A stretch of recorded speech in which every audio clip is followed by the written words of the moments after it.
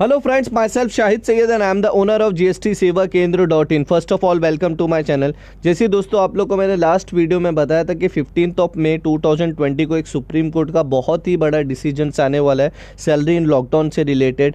ये काफ़ी इश्यूज़ हो रहे थे एमएसएमईज़ को, जैसे आप लोग को पता है एमएसएमईज़ हो गई और प्राइवेट सेक्टर्स के एम्प्लॉयर लोग को ये काफ़ी डिफ़िकल्टीज़ हो रहा है क्योंकि लॉकडाउन पीरियड में उनको कंटिन्यूस सैलरी देना पड़ रहा है। डिज़ास्टर मैनेजमेंट एक्ट में उन्होंने जो गवर्नमेंट ने जो सर्कुलर इशू किया था 29 मार्च, उसमें उन्होंने इस एस्टेब्लिशमेंट वर्ड यूज़ किया और एस्टेब्लिशमेंट में प्राइवेट सेक्टर्स, एमएसएमई, छोटे छोटे एम्प्लॉयर्स जो होते हैं जो छोटे छोटे लेवल पे काम कर रहे हैं, अपना बिजनेस चला रहे, यानी उन्होंने सबको कवर कर लिया था कि जो भी है। और हमारे प्रधानमंत्री जी ने भी जब फर्स्ट लॉकडाउन के टाइम उन्होंने ये कह दिया था कि जितने भी एम्प्लॉयज़ है, कर्मचारी, आप लोग उनका सैलरी डिडक्शंस नहीं करेंगे। तो इसमें बहुत सारे इश्यूज़ हुए, बहुत सारी कंपनीज़ ने सुप्रीम कोर्ट में, हाई कोर्ट में, सुप्रीम कोर्ट में PIL दाखिल की।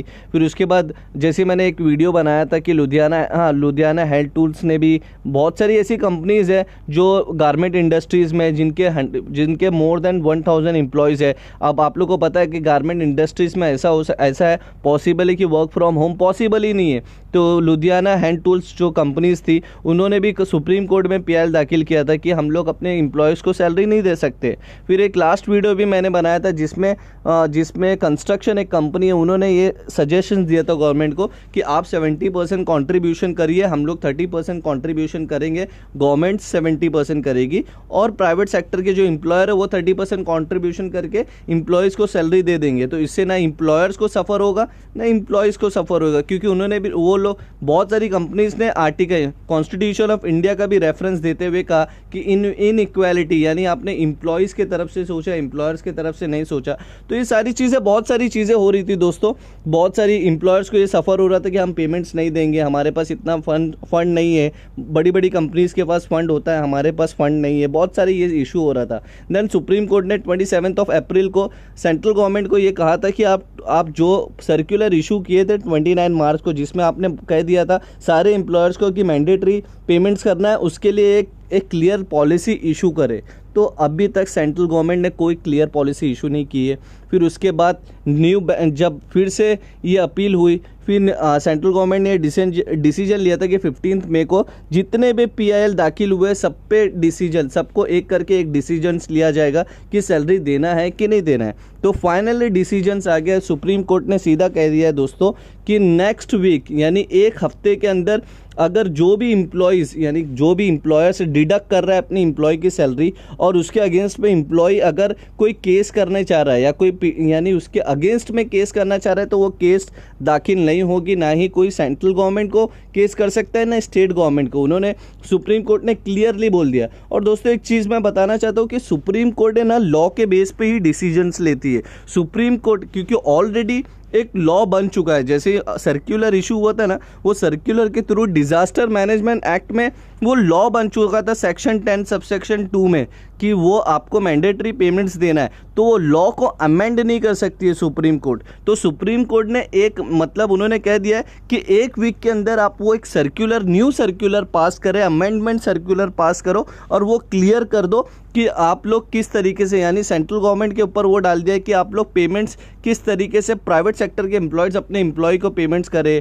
या एक तरीके से देखा जाए तो डायरेक्ट सेंट्रल गवर्नमेंट ने, सुप्रीम कोर्ट ने मना कर दिया एम्प्लॉयर्स को, ये बोल दिया, ये एक तरीके से हिंट है कि अगर प्राइवेट सेक्टर के एम्प्लॉयज़ काम नहीं कर रहे, यानी काम घर से पॉसिबल नहीं हो रहा है, तो वो पेमेंट्स उनको नहीं मिल सकती है। तो ये प्राइवेट सेक्टर के एम्प्लॉयज़ के लिए बहुत बड़ी बैड न्यूज़ हो सकती है कि उनको पेमेंट्स नहीं मिल सकती है और वो कोई भी लीगल एक्शंस कंपनी पे नहीं ले सकते।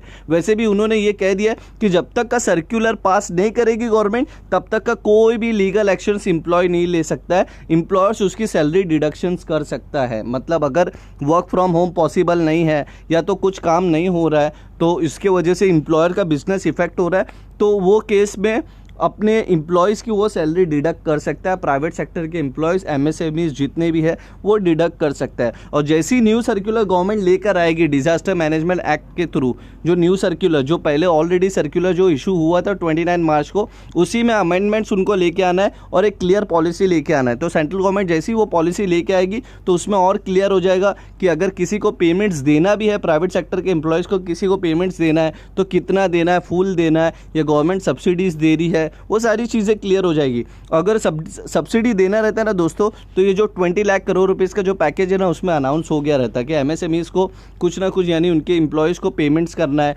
तो वैसा कुछ भी अनाउंसमेंट नहीं हुआ, कुछ भी उन्होंने सेंट्रल गवर्नमेंट ने ऐसा अनाउंसमेंट नहीं किया कि प्राइवेट सेक्टर के एम्प्लॉयज़ को गवर्नमेंट सब्सिडाइज करेगी, उनकी सैलरी सब्सिडाइज करेगी। तो अभी तक का ऐसा कोई अनाउंसमेंट नहीं हुआ है। तो ज़्यादा चांसेस यही है कि एम्प्लॉयर्स को ये अथॉरिटी रहेगी कि वो अपने एम्प्लॉयज़ की सैलरी डिडक्ट कर सकता है, क्योंकि सेंट्रल गवर्नमेंट ने क्लियरली बोल दिया है कि ये अभी न्यू सर्कुलर इशू करेगी सुप्रीम कोर्ट ने बोल दिया है कि न्यू सर्कुलर इशू करेगी, amendment circular central government issue करेगी, क्योंकि सुप्रीम कोर्ट लॉ अमेंड नहीं कर सकती है दोस्तों। लॉ अमेंड कैसे होगा? पार्लियामेंट में लॉ अमेंड होगा। तो ये पार्लियामेंट में न्यू सर्कुलर इशू होगा, यानी न्यू सर्कुलर बनेगा, उसकी क्लियर पॉलिसी बनेगी। उसके बाद जो भी डिसीजन सेंट्रल गवर्नमेंट लेंगे कि किस तरीके से पेमेंट्स करना है, नहीं करना है, कितना करना है, वो सेंट्रल गवर्नमेंट वो डिसीजंस ले लेगी। और उन्होंने बोल दिया जब तक सेंट्रल गवर्नमेंट, सुप्रीम कोर्ट ने बोल दिया कि जब तक सेंट्रल गवर्नमेंट वो डिसीजंस नहीं लेगी, जब तक का कोई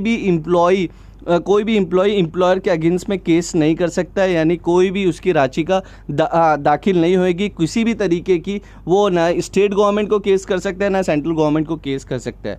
तो यहाँ पे क्लियरली इस तरीके से लगता है दोस्तों कि शायद ये ज़्यादातर मुझे को ऐसा लगता है कि ये एम्प्लॉयर के हक में जाएगा, क्योंकि वो ऑलरेडी मार्च मंथ की पेमेंट्स कर चुका है, अप्रैल मंथ की पेमेंट्स कर चुका है। अभी लॉकडाउन फिर से एक्सटेंड हो गया, मे बी पॉसिबल है कि लॉकडाउन 4 भी हो सकता है।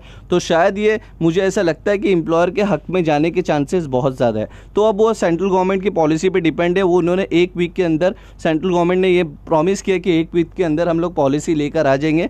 तो वो सेंट्रल गवर्नमेंट की जैसी पॉलिसी आ जाएगी तो और आप लोगों को क्लियर अंडरस्टैंडिंग हो जाएगी दोस्तों। तो यहाँ पर यही आपको बताना था कि सुप्रीम कोर्ट का डिसीजन आ चुका है, जिसमें क्लियर उन्होंने बोल दिया है कि एम्प्लॉयर को ये छूट मिल चुकी है कि वो अपनी सैलरी डिडक्शंस कर सकता है। और उसके साथ ही साथ अगर एम्प्लॉय उस पर क्लेम करना चाहे तो वो नहीं कर सकता है, जब तक का clear policy central government issue ना कर दे। तो यही वीडियो बनाना था दोस्तों, इसी में आपको सेंट्रल गवर्नमेंट जो सुप्रीम कोर्ट का डिसीजन आया है वही आप लोग को इस वीडियो के थ्रू आप लोग को बताना था दोस्तों, क्योंकि बहुत सारे लोगों का मेरे को DM मैसेज आ रहा था कि सर आज जो डिसीजंस होने वाला है वो डिसीजंस क्या है। तो मेरे को थोड़ा टाइम नहीं मिल पा रहा था, इसलिए मैं वीडियो नहीं बना पाया।